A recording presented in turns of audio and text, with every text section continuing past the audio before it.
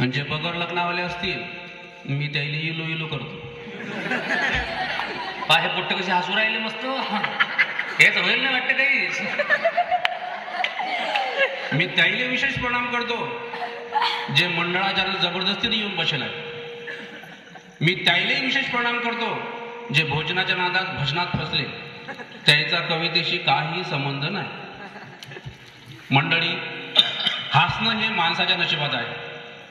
तुम्ही काही गद्याला हसताना पाहिलं का? समजा पाहिलं बी असेल तर समजून चालायचं की तो माणूस बनायच्या तयारीत आहे. वा वा वा. आणि एखाद्या माणसाने जर गुमसून पाहिलं असेल तर समजून चालायचं की तो बनायच्या तयारीत आहे.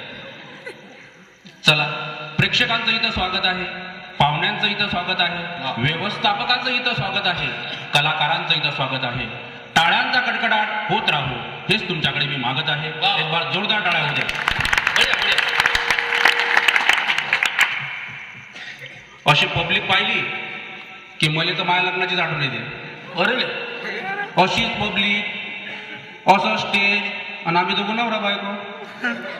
आमचं लग्न झालं आणि आम्हाला एका खोलीत गेलं. तुम्ही म्हणसाल काय आले? ते शेवया खायले.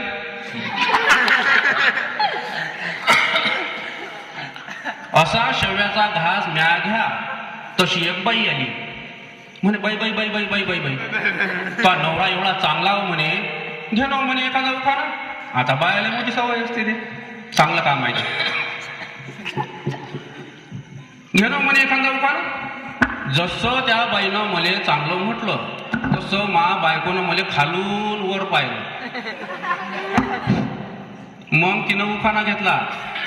म्हणे याच्या केसाचा पळत नाही म्हणे भान, म्हणजे टकल्या.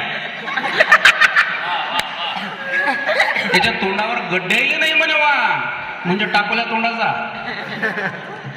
याच्या केसाचा पळत नाही म्हणे भान, याच्या तोंडावर गड्डेही नाही म्हणे वाण. नाक बी आहे म्हणे मोठं येटगनच्या येटगन. आणि मायात नशिबी पडलं का म्हणे हे गुटकं बटकं.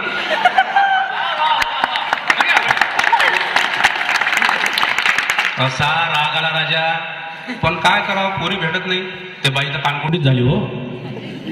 म्हणे माय असं नाव घेतात सेवा म्हणे कुठे. दुसरं नाव घे. हांड्यावर हांडे 7 हांडे आणि गजाननराव दिसतात म्हणे बांदर तोंडी. म्हटलं बाई काही नाव नका घेऊ बाई, तुम्ही उठून चालल्या जा. तसे